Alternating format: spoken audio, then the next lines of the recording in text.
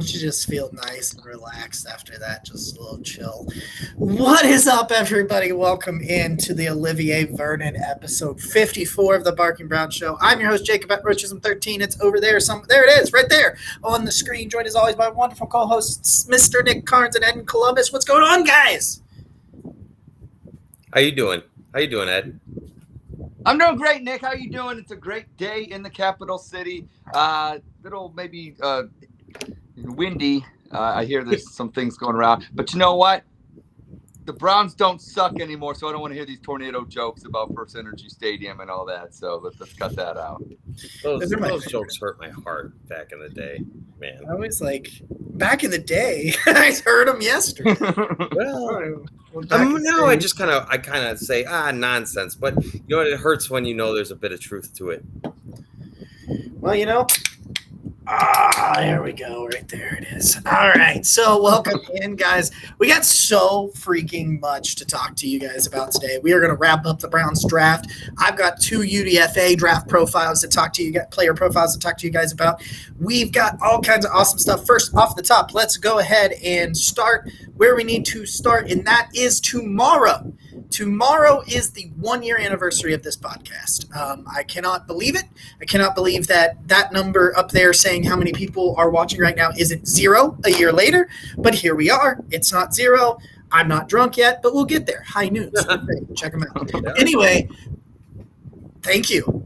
I get to talk to 2 of my best friends every Tuesday about football, and y'all want to listen to it, and I write stuff about football, and y'all want to read that, and I have no idea why, but I will keep doing what I got to do, and I really, really appreciate every single one of you.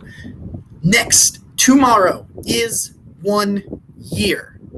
1 year together, and Ed was not on the screen, but he was here 1 year ago, so here we are. I wanted to personally thank you guys, as part of the show. So that was my plan. I'm like, you know what? I can't do that unless I get on the show. So, 1 year anniversary. Congratulations to the Barking Browns. As I always said, we bark together. Appreciate. You know what? I didn't hear no barks, guys. I Bark. Yeah. Okay. I'm like not a good barker. No, I'm not either, really. You know what? There's a lot of happenstance in how all this happened, right? Because Jacob just DM'd me one day and was like, "Hey, do you want to come talk?" Because at the time he was doing a show with a friend of his, and he's like, "Do you want to come talk? Some Browns, some Giants about Odell Beckham, right?" Because he was like the hot topic at the time, and I was like, "Sure."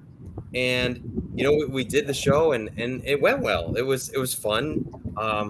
And so we just started talking, right? And then we're like, well, yeah. And at the time, it was actually just I think, was it the video calls that you could just have one? It was a Twitter Lives, and you could only have one person on the video. And then in the other corner, it would be like Nick's, like an N, like just the letter N. It would just be my face. And then Nick's would be like, so you know what?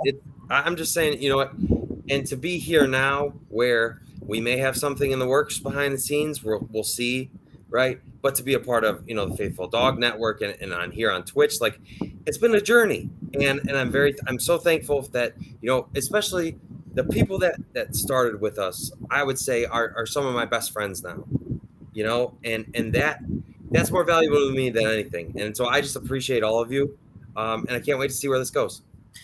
All right, a couple more housekeeping things. We love you guys. A couple more housekeeping things.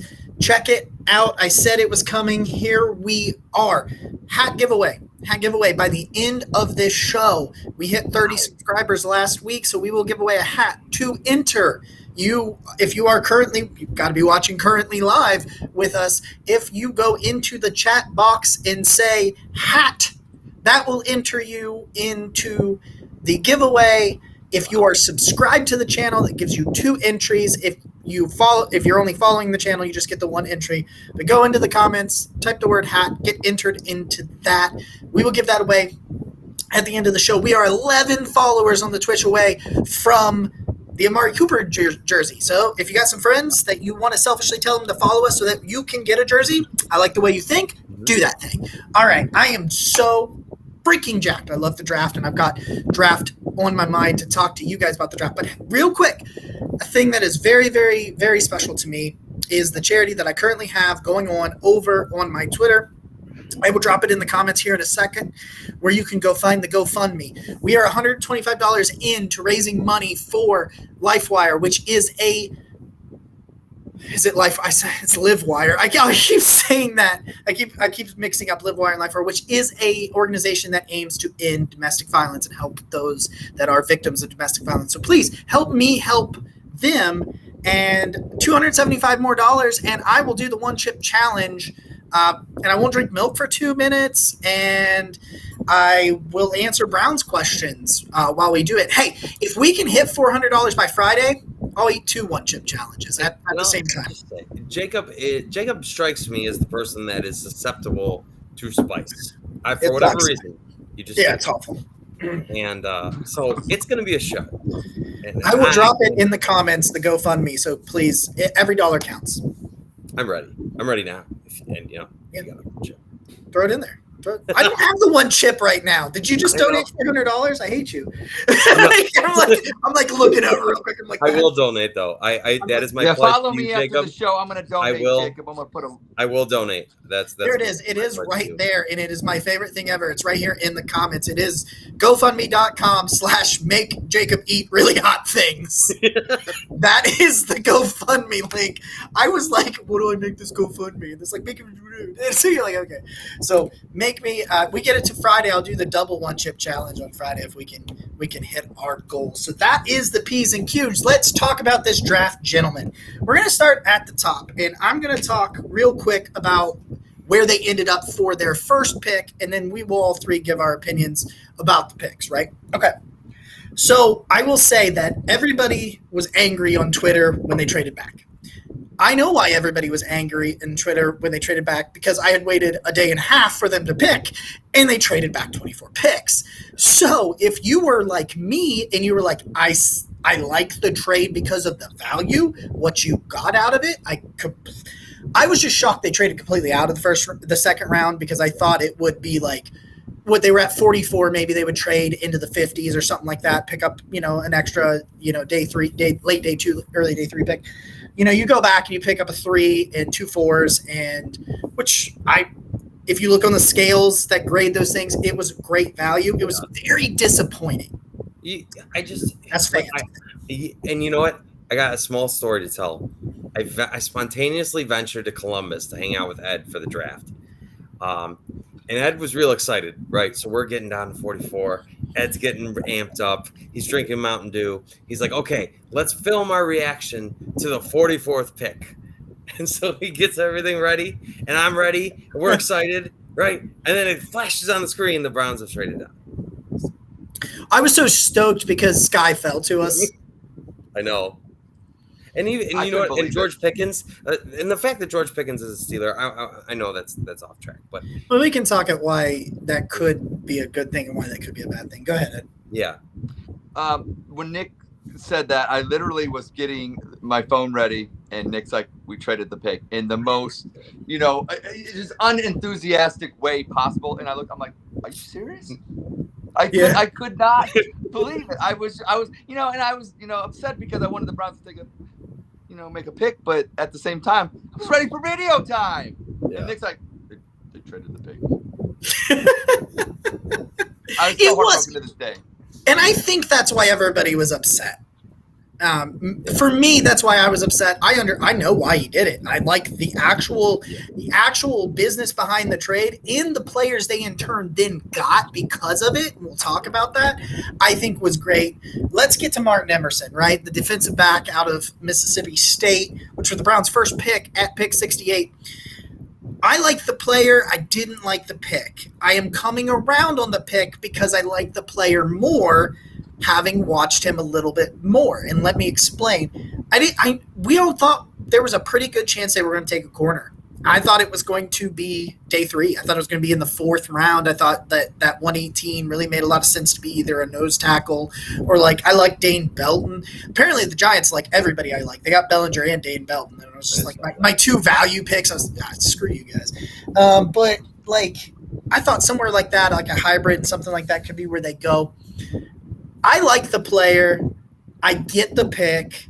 It was kind of disappointing because I love Travis Jones. It's kind of disappointing, because he was still on the board there even at 68 and some things like that I was kind of a little bit disappointed in.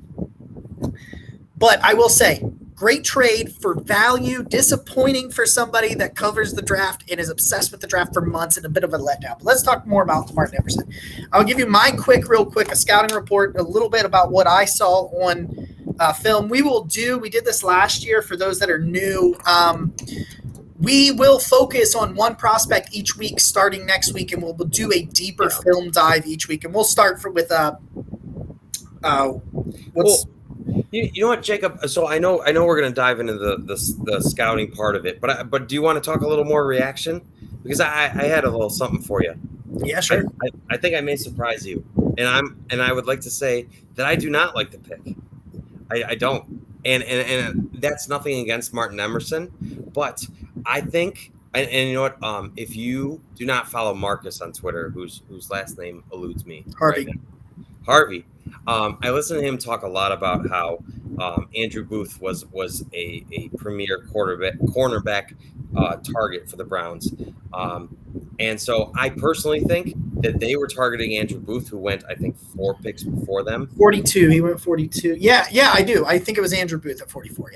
Yeah, and so I guess in Kwesi's Adolfo Mensa's press conference, he said that he first was turned on to Andrew Booth between discussions between him and Andrew Berry, and I really think that they wanted it. And so I don't think Martin Emerson can't be that guy, but I think that when Andrew Booth goes, I think there's a drop off between the two prospects, and it seemed a little panicky to me, just a little bit. Could be. It could be. I mean, I get that aspect of it a little bit because I get why people don't love the pick. I like the player. I think I look at him. He's a different style of corner because he is more of a zone corner. Although he can press, he's got the size to press. He's 6'2", 201. Like he's a big, he's kind of a big person, big defensive back.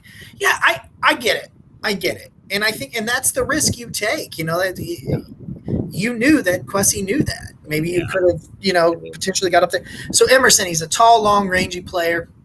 His size is the first thing, 6'2". You see it real long arms. What do I got here? 33.5-inch arms, which is nearly as big as Alex Wright's enormous arms. We'll talk about Alex Wright here in a minute, baby. But, when you watch, he loves to make tackles. Most of his highlights, if you watch just a highlight tape of Martin Emerson, it's him flying off the screen to make a tackle. Swing passes, screen passes, diagnoses them perfectly. I've seen him make quite a few tackles for loss on some of those dump-off passes where you're trying to get a guy up in space. He tackles really, really well in space, which is something that you need in especially 2 years ago, was something that the Browns did not have, were defensive backs that could tackle well in space. They were better this past year. He's a good player. I think there was bigger needs, and that's what upset me about the pick. I don't mind the player. I like that player. I just thought there was better value in some other guys. I'm cool with it. I gave it a C on Dog Pound Daily. I wrote an article. You can go over there and check it out when I graded their draft. I gave it a C. It's not a bad player. I just didn't like the position that you went after with Martin Emerson. Sure. You could play him. He reminds you of Ronnie Harrison when it comes about the size and speed. And so maybe he slides into the slot or maybe he plays strong safety. And it made a lot more sense on day 3 when they traded Troy Hill that they went defensive back. But I like the pick. I don't love it, but I think he's better than some people are giving him credit for. Yeah. Ed looked at me and he's like, we took a cornerback? Ed, I was shocked, yeah. Yeah. We had the Miz. We had the Miz, from Parma. He's a Normandy invader, goes up there, tells everybody in the world the Cleveland Browns will be the 2023 Super Bowl champions. And then he says, cornerback, Martin Emerson, from Mississippi State. And I'm thinking to myself, didn't think he was going to be part of the Super Bowl team, but now he's a dog, and that's okay. The only thing I question, and I do have a question for you, Jacob, about that, is we took him at 68. And realistically, did they most people have him mocked at? I think he was a third-round grade, but it was a late third, early fourth, somewhere around there. So it was a little bit high. It was a little high, yeah. Okay, and would over you the say consensus. so after Booth, would you say that he's the next best cornerback? See, that's the thing to me. Like, I didn't get that deep. I didn't get that deep into corners to say that. Sure. But to them, he was. Okay, and you know what? And that's all that really matters then, because if that's the position, that's what I think based on what I know about Andrew Berry. I do like. Then I'm okay with it. I'm okay with it then. All right. I do like too that with him being a little taller, right? Because Denzel Ward's not as big. Mm-hmm. I like getting a variation of size, to play matchups. Long arms. Yeah, and that kind of thing, right? Because Denzel Ward is going to be stronger against different players than somebody like Martin Emerson will be, and so I'm really looking forward to how they can use those pieces that way. That was the part about it when you're like, okay, this is not just another Greg Newsome, or not that Greg Newsome and Denzel Ward aren't great players, because they are, but getting a varying skill set in that room, it made sense. It's not a home run grand slam, but he seems to have been their guy, and I don't think they wanted to mess around and risk losing him after losing Andrew Booth. I think that's somewhere. But I think they also realized he was going to be there a little bit later on, and that's why they were willing to trade down as far as they did. I do think and as we go through the draft, we'll start to see this. You're starting to see Andrew Berry target a position group and say, okay, we may not need you immediately, but you are that valuable that will put you there and build the depth of that room for the future, right? To potentially have to deal with financial issues. You know what's interesting about that? This draft screams sustainability, okay? And a lot of people didn't like this draft, and it wasn't a big, flashy, sexy pick. Like, you know what I mean? Like, it's just not. The whole draft wasn't. But you're looking at guys that have roles on this team this year that have incredibly high ceilings. Martin Emerson, he's pretty athletic. He's right up there and everything else when they look at like that. We'll get to these other guys where their ceilings are just up there, where it's like a lot of people don't love it because they're not going to be stars necessarily right this year. They could be, but at least the way you're looking at it right now, you're not like, oh man, we just got the best defensive end in the draft. I think you did, but let's calm down on that. Let's calm down. But sustainability, look at it. Listen, you traded 6 picks for Deshaun Watson. After the moves that you made in this draft, you have 8 draft picks next year. 8 draft picks. I was talking ahead. And that's without Glenn Cook getting a job and you getting another third. Yeah. That's what I was saying to Ed. I was like, well, we got an extra third, an extra fourth, an extra fifth, right? And so from that perspective, I mean, do you like the value adding, Ed, or would you rather them have stayed? Here's the thing. I think going into this year, I think the Browns can compete with the Bills, the Chiefs. I think that they can be an upper echelon team. I really do. But here's the thing. There's a lot of unknowns about Watson's situation, about this and like that. I believe what Andrew Berry's looking at is compete really, really heavily this year. And who's to say the Browns couldn't go to the Super Bowl if they got hot? Look at the Bengals. They really could. The Browns, you look at their roster, the Browns are talented enough to go to the Super Bowl. Now, how fast it comes to gel, okay, that's going to be a key. But I like what Andrew Berry's doing. He's looking at somebody like Emerson, and he's saying, you know what? This window is like, I would say, it's this year to compete really hard, but it's next year and the year after that. That is Super Bowl or bust. And that's why I believe he's making the moves that he is. I'm not going to say it's a red shirt year, but you look at the draft picks that they got and the one that we're going to be talking about next, and I could see him having a good rookie year, but I could see a lot of these guys busting out in year 2 really, really hard. That Super Bowl push. And that's what I think that's what his focus was. The incredible mountain of upside that a lot of these players have. I think that's where we're at. I love this draft. I gave it a B, and people are like, you loved it, but you gave it a B. And I'm like, well, it's just because, like, let's temper some of those expectations. Yeah. Let's talk about my favorite pick. Jacob? Pick 78, UAB's Alex Wright. Yeah, sit on your hands. You know what? I can't do it. I can't sit on my hands. That's how excited I am, Ed. That's how excited I am. And as soon as I finish this monologue, I will get to the comments and the questions and get caught up, and then we'll get to Nick and Ed's thoughts on this. Listen, if you watched Saturday's recap show, You know how I feel about Alex Wright. If you've followed me for any period of time, you know that I called Alex Wright 3 days prior to the draft. It is an Andrew Berry pick like I've ever seen. Do you know who Alex Wright is? He's freaking Jadeveon Clowney. He is a young, raw body of clay that resembles Jadeveon Clowney. 6'5", 270. What? When he arrived at UAB, he was 6'5", 210. That's 3 years ago. He put on 60 pounds in 3 years, and he is as athletic as they come. Great bend, great size to speed to power, switching as he's rushing the passer. 34-inch arms, like he can just affect throwing lanes even when he can't get there. He can go. That's right, guys. He can play inside.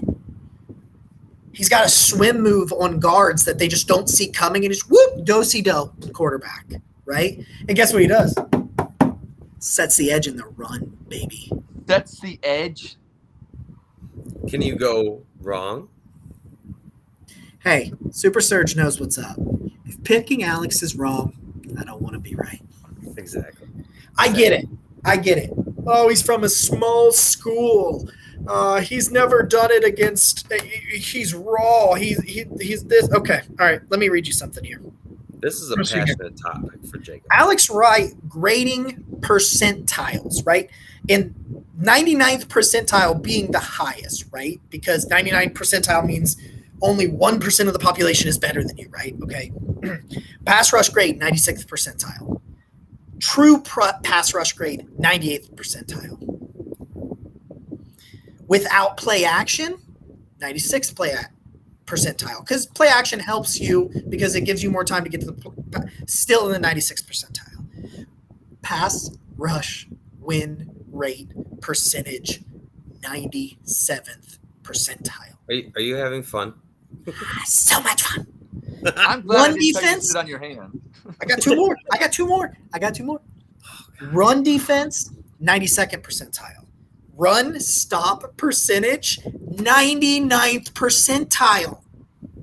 Yeah, This is a bad pick. I blocked a couple people. They told me it was a bad pick. Block. Don't need that negativity in my life. Bye. Fuck you. I'm out. No, not doing it. This dude is a situational pass rusher this year. He's very raw.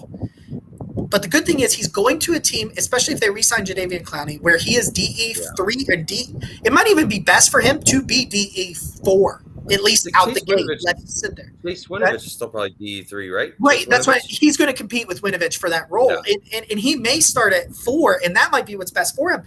But remember, if they re-sign Jadeveon Clowney, Myles Garrett and Jadeveon Clowney, they take a lot of days off in training camp because they don't need it. So what does that mean? It means that Alex Wright gets the Nick Harris developmental plan where he gets all of the reps in camp. That's what he needs. He still does not know how to use his size and length. This is like the potential to be what Clowney was coming out opposite Myles Garrett for the next 4 years for his rookie deal, but he may not come into it till next year. 3+ seasons of truly elite edge play at both ends. This is the ultimate Andrew Berry. Hey, I got a role for you, but I got a vision for you later. This is the ultimate Andrew Berry pick of that. It will wind up being his greatest draft pick of all time in the first three drafts. Bang. There you go. Ed, are you building the statue outside First Energy Stadium? Well, I just hope Jacob doesn't go there with his tornado hands because he might try to, knock that statue down accidentally. I like it. It. You know what? It really added a lot of flair to that. Like, and we knew it was coming because Jacob's been talking about Alex Wright for a hot minute. They usually go to Baltimore, and I finally got my guy. Yeah, right. Because I remember the Baltimore took one and the Jets did. Elijah Moore and Rashad Bateman last year. Yeah. And so we'll see a lot of theme with that with the Jets this year. But I'm excited. I'm really excited. And you know what? You mentioned Jadeveon Clowney. I love that they essentially enable themselves if Jadeveon Clowney doesn't come back and maybe you don't get Hughes or whatever. Like, it's not the prettiest situation in the NFL, but at least you put your back isn't against the wall anymore. And I think that was a really important piece to add in that perspective, because when Jadeveon Clowney looks at the Browns and says, okay, you don't have anyone else besides Miles, right? He has more negotiating power. When the Browns draft 2 defensive ends, I think that helps the Browns a lot, because they can just say, okay, well, we'll run it this season then, if this is an agreeable money to you, right? And I mean, that's the sad part of the business side, right? But I mean, it's reality too. Yeah. Ed, do you got some thoughts, or do you want me to catch up on the comments? What's up? I'll catch up on the comments, yeah, because I was just going to echo that sentiment. I can't wait till the statue is built. And Jacob, I'm glad, like I said, that you didn't sit on your hands, because that was a nice display for everybody to see. I love these because this is the first draft where we're really like digging into these, right? And Jacob more so, right? Because that's his stuff, right? But I can't wait to, like, dude, when we come to year 2 and we could play this back and be like when Alex Wright's amazing and Jacob's just like that would be gold. Jacob, will the statue look more like the player than the one in Oklahoma? I feel so bad for Baker, because that statue has 2 left feet. I just don't. I don't. That, like, he's one of the greatest college quarterbacks of all time. Say what you want to say about his career in Cleveland, but that's disrespectful. All right, I'm going to get caught up real quick for people that are just joining. Here is the link. It is in the Twitter, the Twitch comments. If you go up, it is GoFundMe.com/MakeJacobEatReallyHotThings. We are raising money for LifeWire, a domestic violence charity that aims to end domestic violence, as well as find homes and relocation ability and other resources for victims. We hit $400. We're at $125 right now. If we hit $400, I will do the 1-chip challenge. Let's up it. For 5 minutes, I will answer your Browns questions while not drinking milk live after the 1-chip challenge. If we hit $400 by Friday, I will eat the chip, answer your questions for 5 minutes, eat another chip, and answer more questions. How about that? Let's do it. Get us to $400. Let's help people that need it. That is in there. Also, if you're in here, type the word hat into the chat. You will be entered for our hat giveaway. If you are subscribed to the channel, 2 entries. Makes it double as good. So let's catch up through here real quick. Yeah, Super Surge talks about thinking there was more value on the board, but I'm coming around to Martin Emerson. That's kind of where I am. The Ravens did take some of the players that I really liked as well. Happens every year. I think that I am scouting for the Ravens. Is Emerson big enough to match up a little with Mark Andrews and Pat Freiermuth? Yes. 62201. Still looking for them to add a starting caliber veteran defensive tackle. I agree. I think Emerson will be used in the red zone to match up with those jump ball guys. Yep, with his height and length, he has 33.25-inch arms, so he definitely has height and length to play that. Are we any closer on Clowney? No, I think Benny Camp has to pass for that. Unfortunately, wow. High noon, baby. Ross apparently likes when I get hot and bothered, and that's just a little weird. I feel like we're all a little hot and bothered today. A little. Super Surge says, prepare your anus. You know what? I will, but we need some people to be generous and fork over the dough. I'm not. At least you use the medical term. I don't think you guys got it in you to raise this money and make me. I don't think so either. I want to see it. I have a question. Yeah. Well, for both of you. Okay, so Ed, do you know how many Oklahoma Sooners the Browns drafted? This year, 3, right? Yeah, 3. And Jacob, would you like to know what percentage of the Oklahoma's draft class that was? I don't know. I don't know. Yeah. 43%. 7 Oklahoma Sooners were drafted. 3 of them are Cleveland Browns. That's always. And that was an interesting set of interactions with the great people of Sooner Twitter. I have muted most of them, so I didn't have to do it. The pipeline is there, Nick. The pipeline is there. The pipeline. Yeah.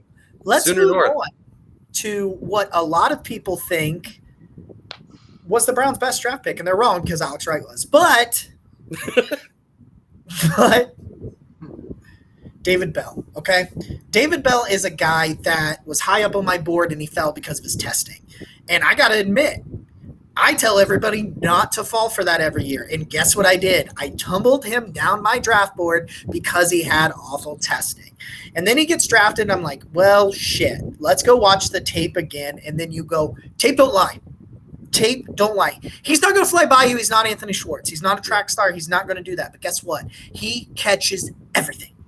Catches everything. From 2019 to this year, nobody in this draft class had more production at wide receiver than David Bell. Some of the best hands in the draft.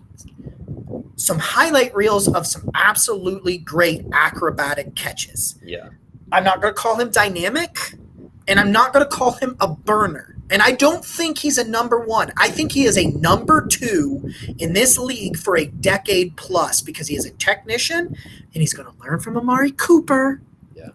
He's a volume guy, man. He is quicker than Jarvis Landry, but he has a lot of Jarvis Landry in him, right? Just a volume guy that you can give 100 targets. He's going to catch 80% of his targets or some stupid number. That's probably too high, but you get what I'm saying. It's going to be a ridiculous number.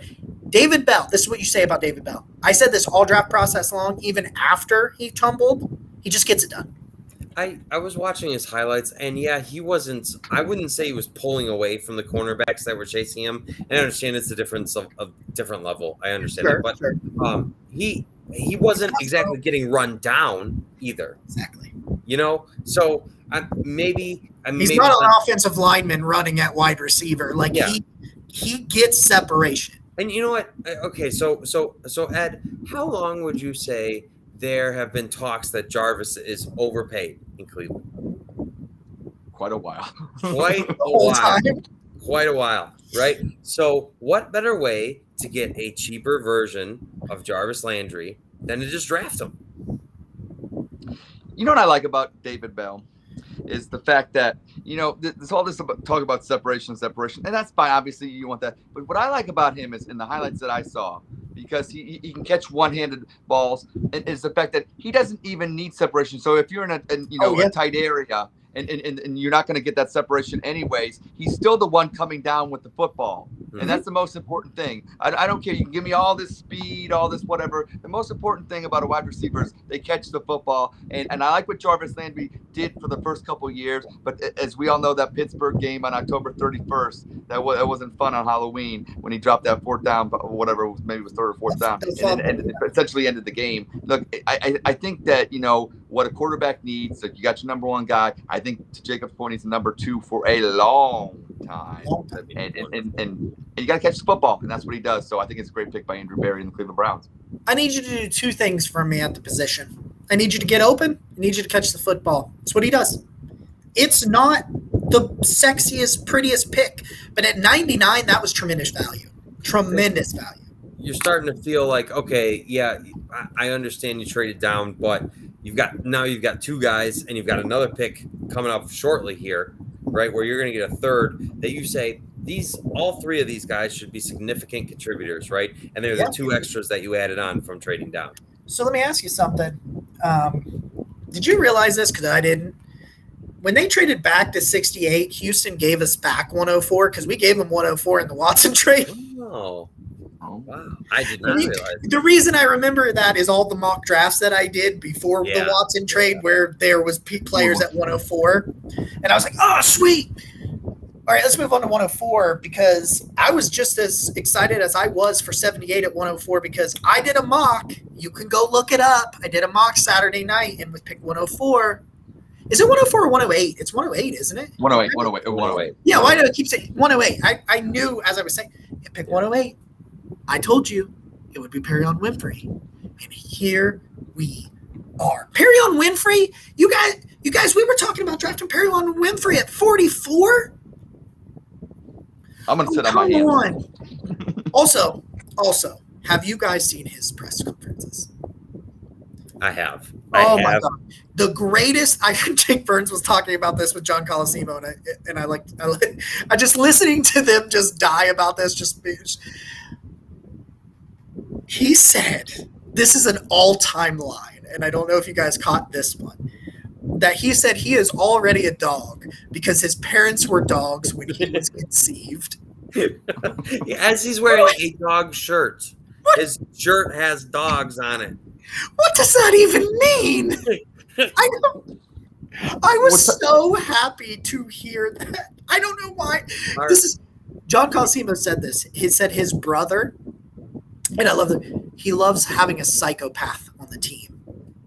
I don't know if you saw this, Jacob, but a friend of ours and fellow podcast of Ed's many podcasts, Roger, was petitioning Perry-on Winfrey to join the dog chug.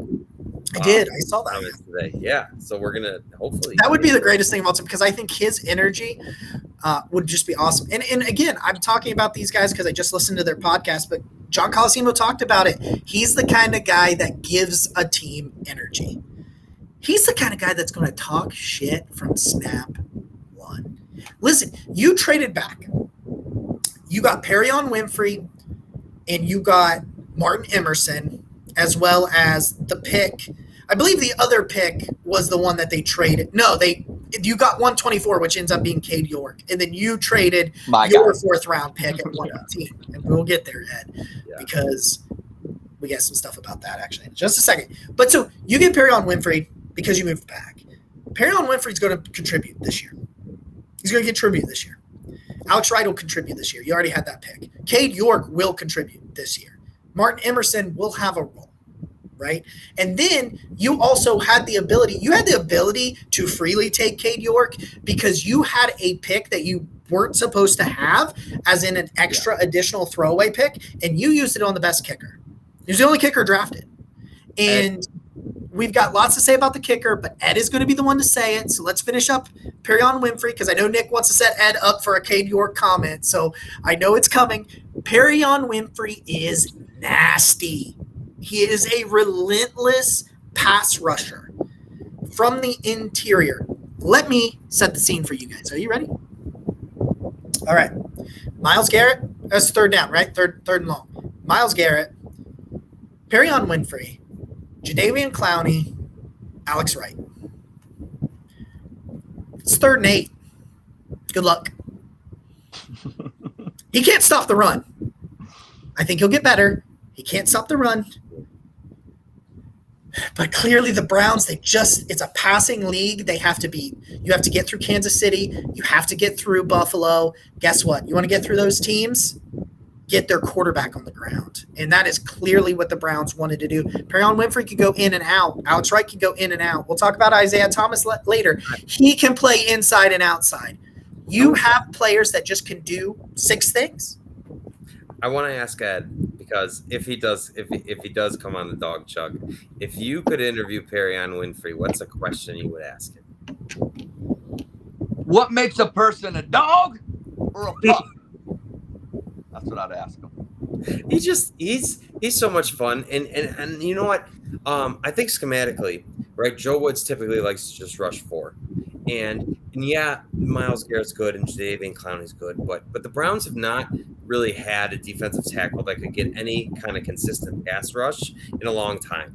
So when you get Perry-on Winfrey, who is better at that, because they tried to fix that problem with Jordan Elliott, right? But I mean, that hasn't worked out thus far. And maybe Tommy Togiai, I don't know. But at least with Perry-on Winfrey, you're going to be able to rush the quarterback. And all you need is one defensive tackle that can rush, right? Because you can use the NASCAR packages and all that stuff where you bring in, like, Chase Winovich as your DE3, and then you have Perry-on. And that's a whole different defensive front 4 than you've had last year. And I think that's important. Yeah. When I was growing up, and the Browns were good. I'm a little bit older, so everybody talks about Bernie and all the offense, but there's a guy on the defensive line, a defensive tackle named Michael Dean Perry, and he could get to the quarterback. And it's fun, and he's got energy. I like this guy, and it's gonna be fun with him. Personality-wise, probably my favorite Brown on the team. I mean, I was jacked, and I've never been like. And he started out just talking shit. I was like, all right, I'm in. Let's do it. I'm like, that guy probably pisses off offensive linemen on the other side. They're like, man, this guy won't shut up. You know what? I love it. So as we lean into our next piece to this draft, I want to ask both of you, what side of the ball or what unit of the ball was the weakest in the Cleveland Browns the last couple of years? Special teams. Special teams. Ed had to make sure he said it before me. Well, I was gonna be in unison with Yeah, you. I thought a little cohesion. Yeah. Okay. But honestly, right? And I think that's a really underrated part of what the Browns' struggles have been, because not just the kicking game, but the punting game as well. The return game. Yeah, and when we draft Cade York, I was just like, you know what? I'm going to go back and look at Chase McLaughlin's stats. He was 4 of 10 from kicks 40 to 49 yards. It was 40% from that range. Like, you're never that. I'm going to write, for what it's worth, I will be writing a piece on the special teams soon. Okay, I can't wait. I just, you know what? Ed has referenced it before, Evan McPherson down there, and why that's important. And so we saw him in the playoffs be so important to the Bengals going to the Super Bowl. We need that. We haven't had it. Phil Dawson was last to Cleveland Brown in 2012. It's been a decade. You know what's interesting before we even get to Cade York? You come up on 118. You trade a 4th-round pick for a 5th and a 4th-round pick. Okay. You got another 4 next year, and you traded it for you traded back and still got your kicker at 124. Listen, let's talk some things about Cade York. You want to talk about Cade York? Guess how many extra points he's missed the last 2 seasons? How many? Extra points. Ed? 0 to 1. 0. Ed, 0. Cade York has missed 0 extra points in 2021 and 2020. I know 2020 there were some shortened seasons and things like that. Didn't miss. Remember when we drafted Austin Seibert? Because people are telling me Austin Seibert, right? They're saying it's Austin Seibert. Guess how many career makes in college over 50 yards that Austin Seibert had? 1. Yeah. Because they were talking about Uno. Guess what Cade York's career record from 50 yards is? 15 of 19. He is 15 of 19 from 50 yards. Go watch him beat Florida, where he nails a 57-yard field goal in the fog. And you can't. This is a guy, I know people hate drafting kickers, but this guy has legitimate leg talent, and he was your guy. It was a throwaway pick. It was an extra pick. You are at this point when you look at that team right there. You've gotten a pass rushing defensive tackle. You've gotten defensive end at depth. You've gotten a deep defensive back. Right. I was trying to make sure I did. And you've got your wide receiver too. You've gotten those players. You are now on the board, and you're looking there, and you're saying, "What do I do?" I had some of the worst kicking in the league. Worse. And you're going and you're getting a dude who was like, he was paramount in their national championship team with Joe Burrow. He hasn't missed an extra point in 2 years. Right there is good enough for me. Like the missed extra points that have haunted this team for years. He's going to make them. He's 15 of 19 on 50-yard field goals. He's made a 57-yarder before. He needs leg strength. I was told, I heard this story that he didn't do kickoffs. He didn't do kickoffs at LSU, and they said why. As you may or may not know, in college football, because I always forget this, if you can fair catch a kickoff not in the end zone, and it'd be a touchback. But college return, a lot of kicking teams like to force them to return so that it's not a touchback, so that they can pin you at the 19 or whatever. It's a field position game. Cade York was kicking him in the stands. He was kicking him in the stands on kickoffs, so they wouldn't let him kick it because they thought they could play the field position game better. That's the leg strength he's got. This guy is legitimately, he is. And I said it wasn't a great kicker draft, and I wanted Dicker the kicker, but it's like it was mainly because of the name. But when you look at Cade York, and I didn't know that kickoff thing until after we drafted him. And that it sways your opinion, doesn't it, Ed? Absolutely. And you know what? I want to give kudos to the Cleveland Browns today as well releasing, their kickers and everything. Yeah, just being all in. Yeah, just be all in on the kid. You drafted him in the 4th round. He has more, like you said, he has more leg talent than those two, Chase McLaughlin and Blewett. So I just think that, you got to give the kid confidence. It's an arms race in the AFC North with quarterbacks, but I also say it's an arms race with the legs in the AFC North, because if you look at Pittsburgh, Baltimore, and Cincinnati, they all have quality kickers, and now the Cleveland Browns do as well. I mean, you look at the way the NFL's played, just like even in the USFL, as we're finding out in our little fun thing that we're doing. These games are very close, and you need the special teams to be really special. I like what the Cleveland Browns are doing, and you have to, because especially come late in the year, you need a guy that he may miss with the wind and stuff like that, but he's got the leg to kick through that wind. Yeah, he's got a shot. He's got a shot. That's what it comes. Before we'd have these kickers go out there, and you knew that they didn't really have a shot. You kick it up and hope you go. This guy can literally drive it through the uprights instead of just get over the crossbar. This guy's a winner, and Cade York, I hope you have a long career in Cleveland, because you know what? Kickers are football players. They are. And I'm really excited. I'm really excited about that. Let's catch up here. Let's go over here. Okay. Mikey P brings up a really great point that David Bell is a gym rat. You love that. You always love that. If you guys did not get to check out the Yard Dogs before us on the Twitch, make sure you go back and check them out, because they had a really great show again this week. How many rookies do you think start? I think the only one that could be – it depends on what you can find by start. Who gets the most playing time is David Bell. Cade York. Cade York, definitely. Probably, David Bell, Cade York, and Perion Winfrey could be starters. I think those are probably the only 3, but just about all of them, I think, are contributors, barring injury. And MC Lawrence put it in a really good way. Bell creates separation with superb route running. That's what the true best technicians do. I got this point that if people don't like this draft, they just don't understand football. I think the thing is, too, that not everybody is obsessed with the draft as I am and other people are. So when they hear these names they've never heard of, they're like, oh, it must have been an awful draft. When it's just like, no, it's just not a name that is a sexy name. He also says Winfrey may be his favorite Brown already. Mikey P says he's our John Randall. Yes, I like that comparison. As an old guy like myself, John Randall with Minnesota Vikings. We'll get to that in a second. John Mike P. That's good stuff. You know what? So I was going to ask, is Martin Emerson not technically a starter then if he's your nickel? I don't think he starts at nickel. Okay. I think your nickel starting the year is Grant Delpit. Oh. Grant Delpit was one of the highest graded players in the slot as a nickelbacker. So that's part of it. That's where bringing Ronnie Harrison back and John Johnson and some other things that you can do. Okay. Mitch says, don't forget about Batonio's personality.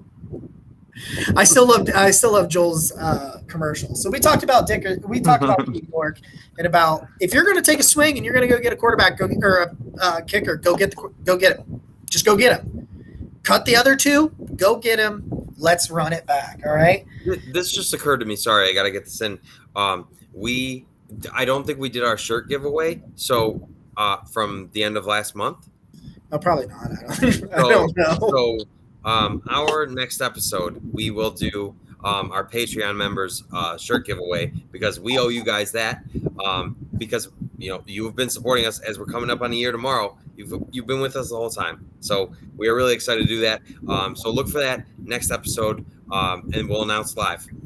Again, if you're watching now, and for an opportunity to win a hat, please type the word hat in the chat. If you're subscribed to the channel, you will get 2 entries, and we will go from there. We'll figure out how to get a hold of me. If you don't have Twitter, let me know, because that was my plan to get you to your. We'll make it work. You got an email. We'll make it work. We'll figure it out. We got an email. There we go. We got an email, so we'll do that as well. All right, so we're moving on to the 5th round, which is a situation where you are picking this because you traded with the 4th pick and you continue to add trade value. We'll talk about the Troy Hill trade, I think, at the end as we move ourselves along. I do have a couple of UDFAs that we want to talk about as well. So let's talk about Jerome Ford, gentlemen. Talk about productive, man. 19 touchdowns. Yeah. 19 touchdowns. His player comp, I've seen a lot of it. It's Kareem Hunt. There's a lot of Kareem Hunt in Jerome Ford's game. I don't think he's quite as violent, but he is decisive and explosive. He has good cutbacks. He's not on Nick Chubb's level, but he is. Yeah, he's more linear. I heard he's more linear. Yeah, exactly. And he's not quite as patient. Like, you've ever noticed that, like, Kareem Hunt is going to hit the hole harder typically than Nick Chubb does, because Nick Chubb's always looking for the best lane.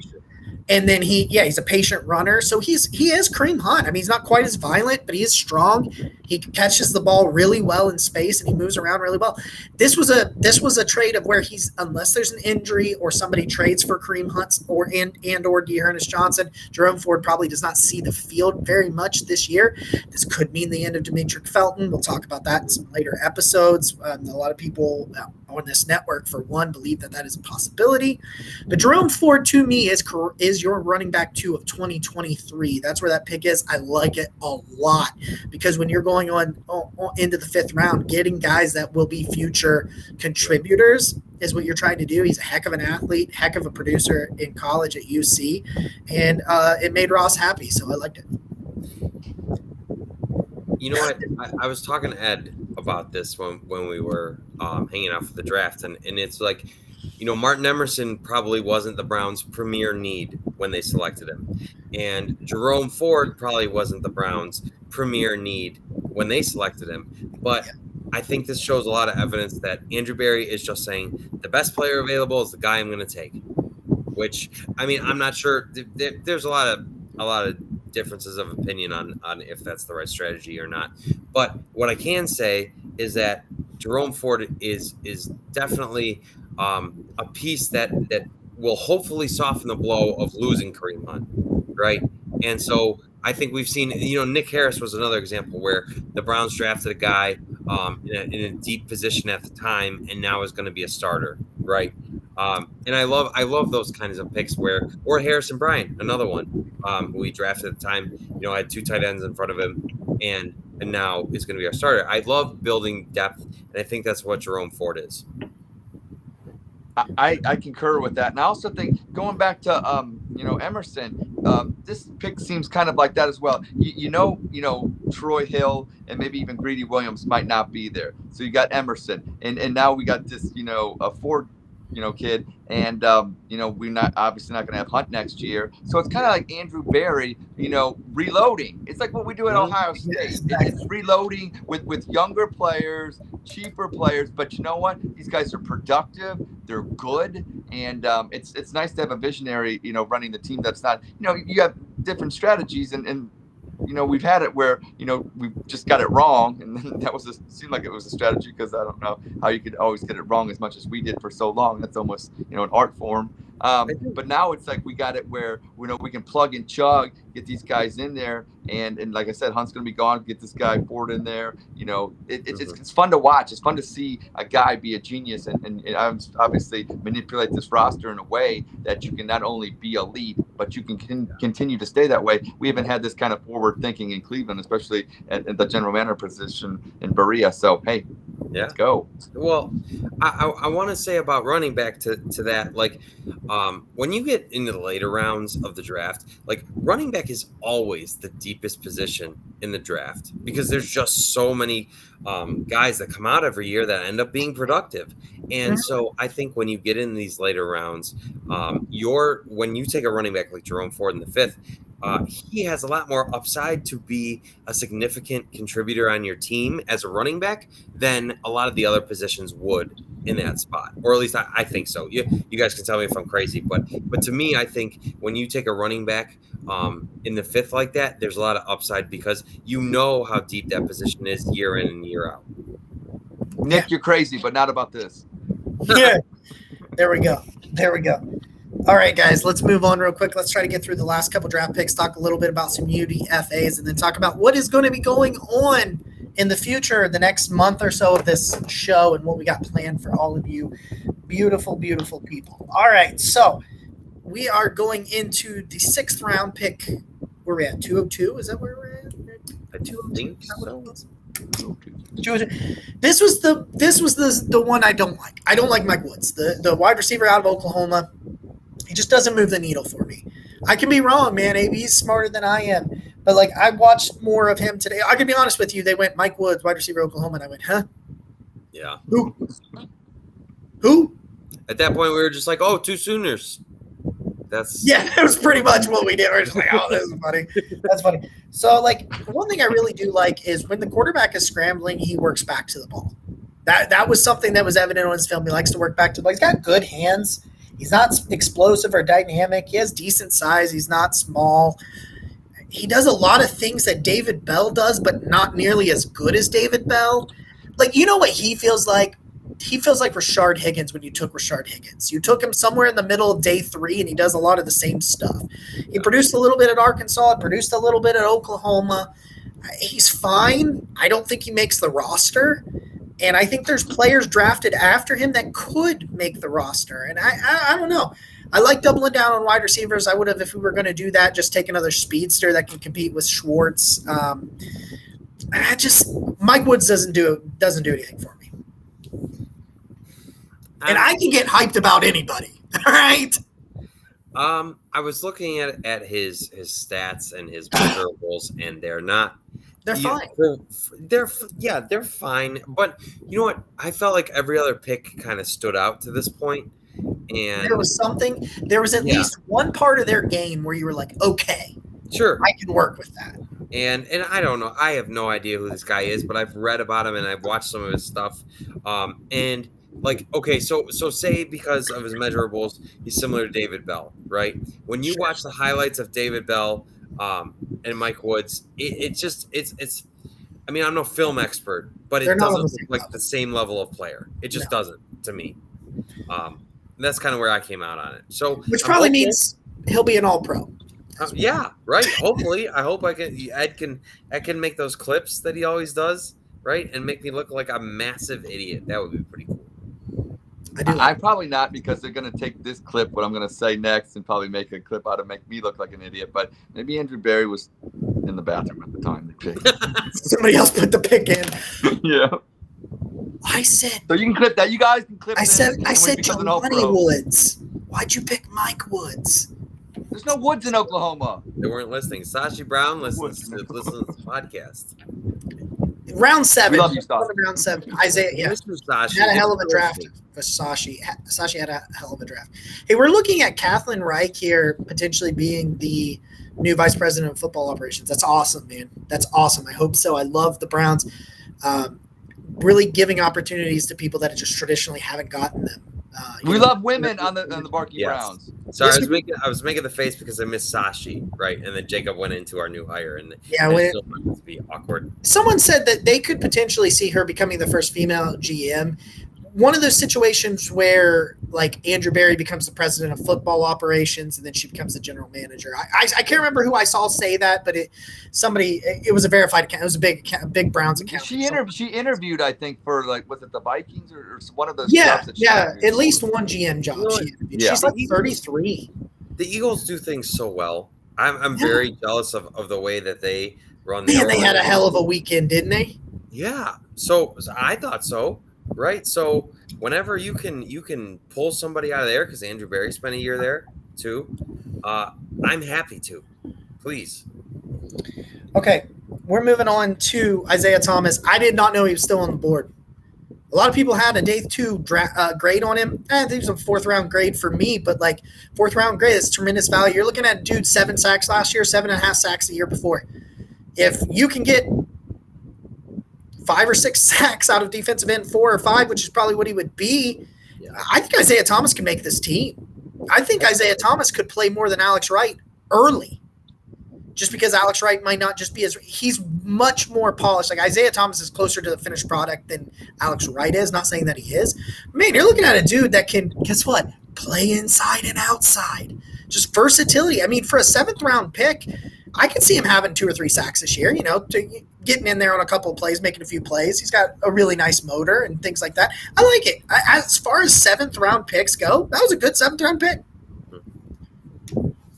Shout out to my man, Mac the Buffalo on Down with the Browns. But we were talking about this yesterday, and I posed this question to him, and you said it Jacob, just now when you said, I think Isaiah Thomas is more ready right now than Alex Wright to go right in there and play. Now, we obviously, the ceiling for Alex Wright is it's huge, tremendous upside.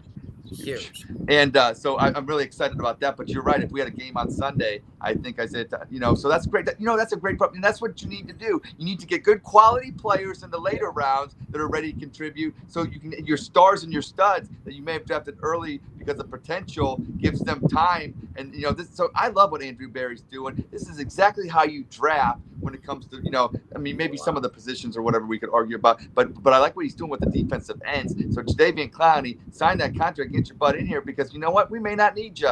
I say that tongue in cheek. We could always use you, though. We could always use you. I just had a revelation because the Browns have spent the last few years between two regimes trying to patch the wide receiver position with free agents and trying to patch the defensive end opposite Myles Garrett with free agents, right? They haven't had youth at the position. Donovan Peoples-Jones, Anthony Schwartz, I guess. But those are developmental players. Yeah. And so I think this draft, right, they draft two defensive ends, they draft two wide receivers, and you're trying to build something, because those were the two, I would say, rooms that you had the biggest question marks in, or two of them. Defensive tackle as well, but defensive tackle, right? But it's really nice to see Andrew Berry say, okay, I'm going to throw two resources at each of these rooms, because the Browns definitely needed to build in both areas. All right, let's move on here real quick. I'm trying to get through some things right here, make sure I'm looking at the right thing on my screen here. All right, the final pick, and then we'll run through real quick our final grades, as well as I got a couple of UDFAs for you guys that I want to give you a quick little. We're going to talk about Dawson Deaton, the center prospect from Texas Tech. I don't know a ton about Dawson Deaton other than he has a really high RAS score, over 9. So he's a very, very athletic player, which makes him a scheme fit. And he was a 3-year starter at Texas Tech. So you're looking at a dude that's experienced, played in a similar system, and has the raw tools to play. I don't know that he makes this roster, but he definitely makes it interesting, because you need a center behind Nick Harris, right? Like, I know that Blake Hands can play some center. I know that they have had Michael Dunn play some center, but those are not guys that are natural centers. And they haven't. What about that Seattle guy? Ethan. Well, we're getting there. That's what I was going to say. So, but a lot of people have talked about those guys as being competition for the backup job. But to me, they need a guy that's a true center. Ethan Pocic has played center in this league for Seattle. Wasn't phenomenal, but he has the experience. And then you have Dawson Deaton. It makes a ton of sense that a true center is there as the backup. You kept Nick Harris where he couldn't really play guard, but I think he's going to be very good this year. I think Nick Harris people are sleeping on Nick Harris, and I'll tell you about that later in the coming months. But having a true center that plays this style of offense makes a ton of sense to come in camp and compete for a position. I just remember I read Jack Duffin stuff all the time. Jack's a great friend and puts out all kinds of stuff that helps immensely. But when they signed Pocic, is it Pocic? I think it's Pocic. I don't know. Okay. When they signed Ethan, there you go. The Browns guaranteed him. I don't remember the dollar figure, but basically Jack gave off the impression that it was significant enough that he believed the Browns would keep him. So that's why the pick seems a little odd to me, because I don't think they'd keep 3 centers, right? And if they're already making a commitment to Ethan, then drafting a center seems weird. But I mean, you're not necessarily you're drafting guys to compete for jobs in the 7th round. Yeah, and I'm not knocking the player or the prospect. I'm just the logic behind it. To me was a little strange, but I mean, I hope so. So what happens if Pocic goes down? You don't have another center in camp. That's fair. Back up, that's where it is. It's camp body to compete for a depth position at a position that it has total turnover, so to speak, because the starter and backup are being replaced, even though the backup is becoming the starter. But you hear what I'm saying when you're talking about those kind of things. You're doing some switching hands. Okay, first, let's announce the hat giveaway. I'll go through 2 UDFA draft profiles real quick, and we will give some final grades before we get you on your way here on this Tuesday. So here we go. All right. Here we go. Who's it gonna be? Who's it gonna be? Who's it gonna be? Who's it gonna be? Hey!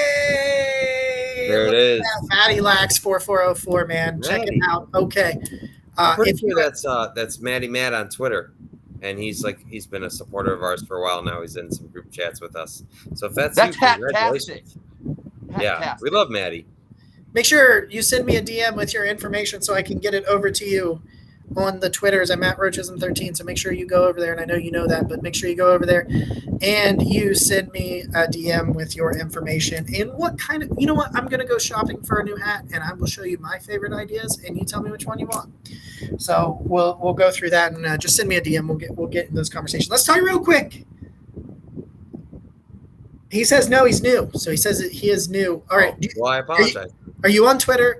Tell me if you're not on Twitter, to send me a DM. If you aren't, I'll give you our email address, because I'm stupid. Okay, listen. I forget people's names, and I've talked to you for 6 years.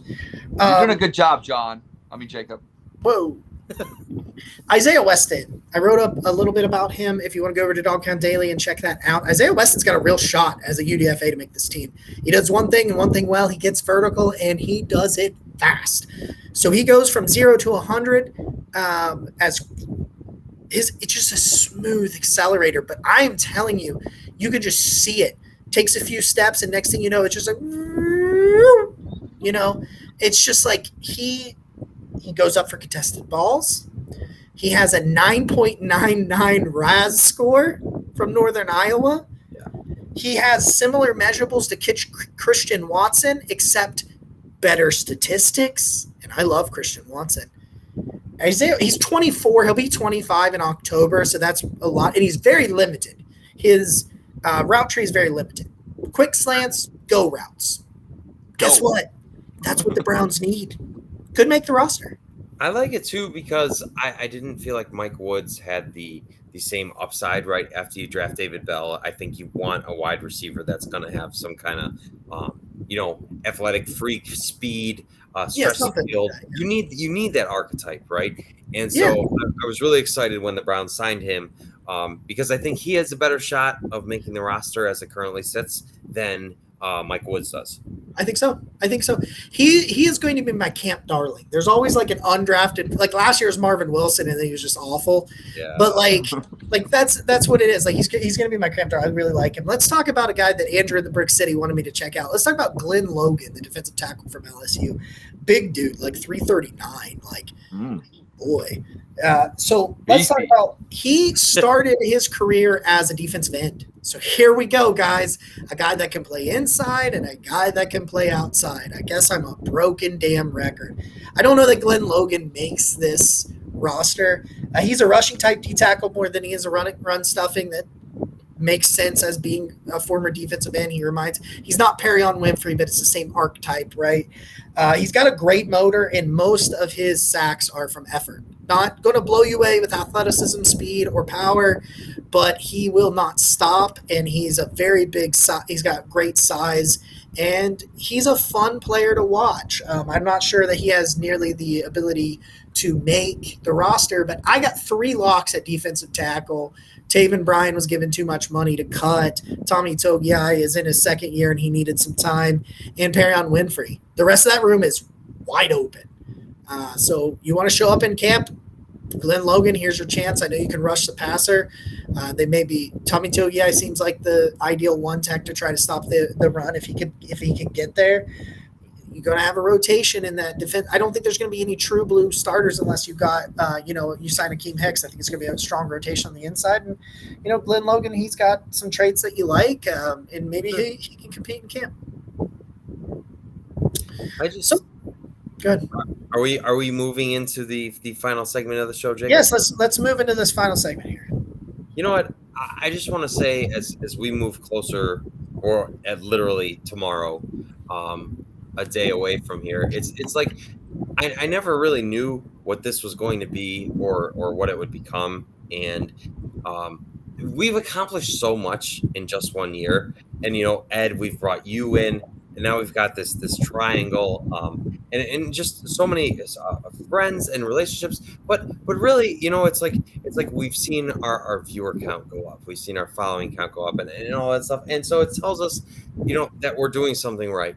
And so it means the world to me that we can sit here and do this, because I never thought, well, yeah, I could do a Browns show. I never thought that, and so to be sitting here now, it means a lot. And so I don't know where the next year is going to go, but so much has happened in this year that I can't even imagine what we're going to do in the next year, or where we'll be by the time we're sitting here, again, 366 days, right? So I just want to say thank you, and I'm excited.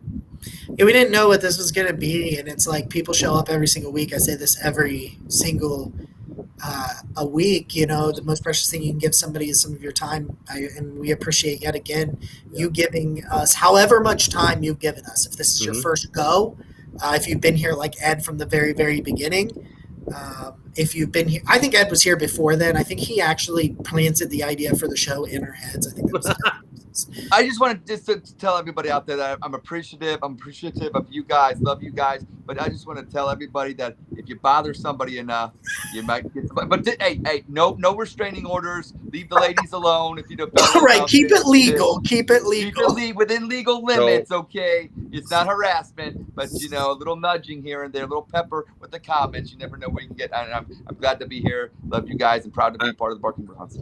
I want to build on that, Ed, because you became a part of us when you were the star of the show, of the first. It's still on YouTube, right? And audio as well. You can go back, and the first For the Fans episode, Ed came on the show, right? And we are fire. Yeah, and I want to say to build on that, we're planning on doing another For the Fans soon, right? Because as we've gone on this journey, we've made a lot of new friends, and we would love to have you on. So we'll give you more information about how we're going to do that. That's coming in the next couple. We're looking at doing some previews. We're going to review next week. We're going to review the Steelers draft with a Steelers fan. He's going to come on at the beginning of the show and talk for 20 or 30 minutes. Our good friend Jim, he's been on the show a couple of times before. He will come on with us next week so that he can talk about the Steelers draft. We'll preview the Ravens the week after, and we'll preview the Bengals the week after that.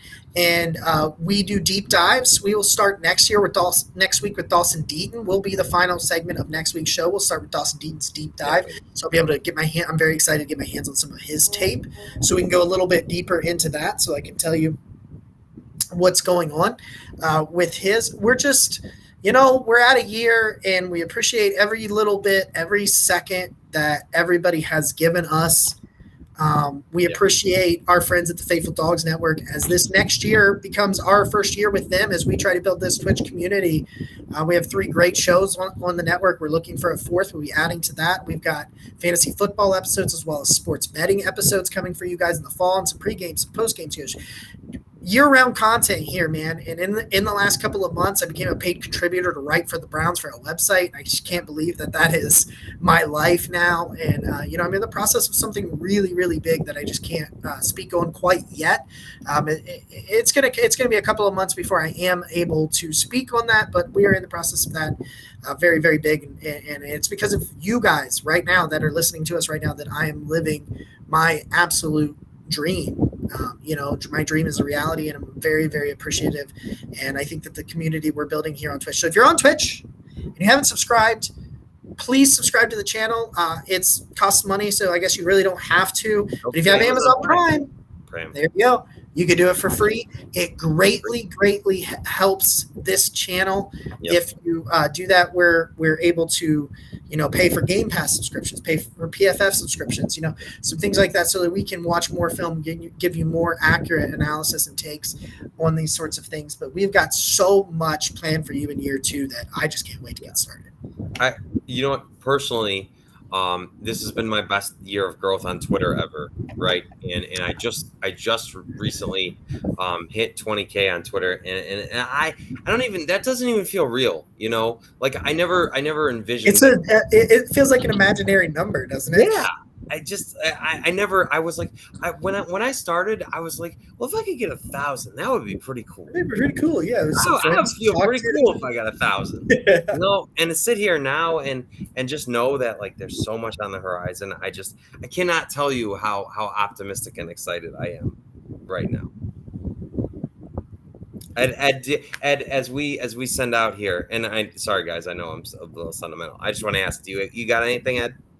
I do have something. I know we said we're going to give draft grades, but I wanted to do something even better than that. So Nick came down. He met my family. He met Callie Kay. They got along great. She made a hot 5 list of the draft picks that she liked. So I'm going to go through the hot 5. It has nothing to do with talent on the football field. It has nothing. It's just her hot list. Her 5 hottest players. Oh, yes. Yeah. Tays Valley High School loves the Barking Browns, and we love them and support them. So that number 5, we got Kyle Hamilton. Kyle Hamilton. He's a hottie. He's a hottie. Then she says Trent McDuffie. Trent McDuffie, yeah, the Washington corner. Yeah, okay. All right. Okay. Then she went with Logan Hall.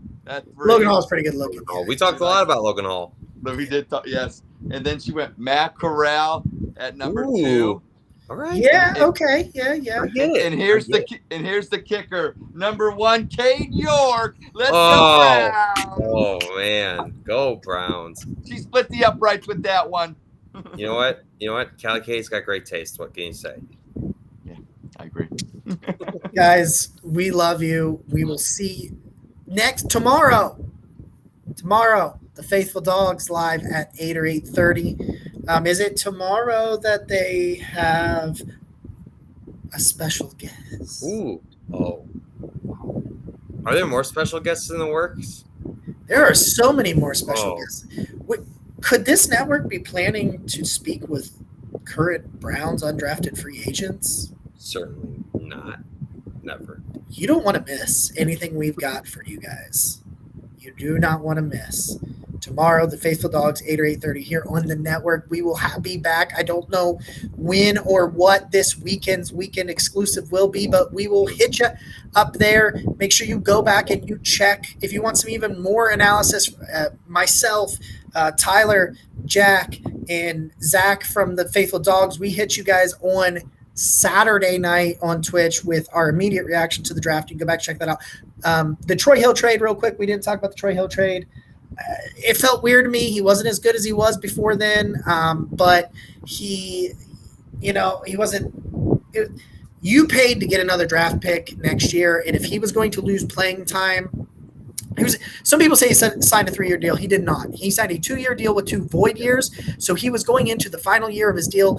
He was going to walk next year. They decided instead of letting him walk next year, they were going to go ahead and switch maybe Grand Elpit to the slot and play primarily in the slot and let him go back so that they could recoup some draft pick. But our oh my goodness, let me get you up here on our Pat Tat. I like that. Yes, everything is on Twitch. So Saturday's reaction episode you'll find here on Weekend Exclusive on Twitch. The R Dogs were here on Twitch prior to us at 7 o'clock. They're here, go before us every week on this on our channel here at Twitch, and the Faithful Dogs podcast will be tomorrow here on this Twitch channel at 8 or 8:30. I just want to say as a final piece to that, anytime you can get an asset for a dude that you know is not going to be on your team next year and probably wasn't a massive contributor this year, I think that's a huge win. I love Andrew Berry. I know we talked a little draft grades. I don't know what grade I give because I know everyone wants the instant reaction, but I'm happy. I'm great. I feel good grade. It's a B for me, but it's got enormous upside to it. What do you think, Ed? A+. It's always It's between an A and a B. It's between an A and a B. I'm gonna give it a B+, just because I'm very upset that the Ravens had such a good draft, and I was talking to you about David Ojabo, and I wanted David Ojabo, but they had David Ojabo. We'll talk some more about that in a couple of weeks when we get a guest on here. Yeah, we will. Ravens. So Nick, we went long this time. Thank you all for staying with us for this 1 hour and 20 minutes. It is a privilege to do this. This has been the 54th Olivier Vernon episode, 1 year almost anniversary of the Barking Brown Show. I'm Nick. He's Ed, and that's Jacob. Go Browns. Go Browns. Go Browns!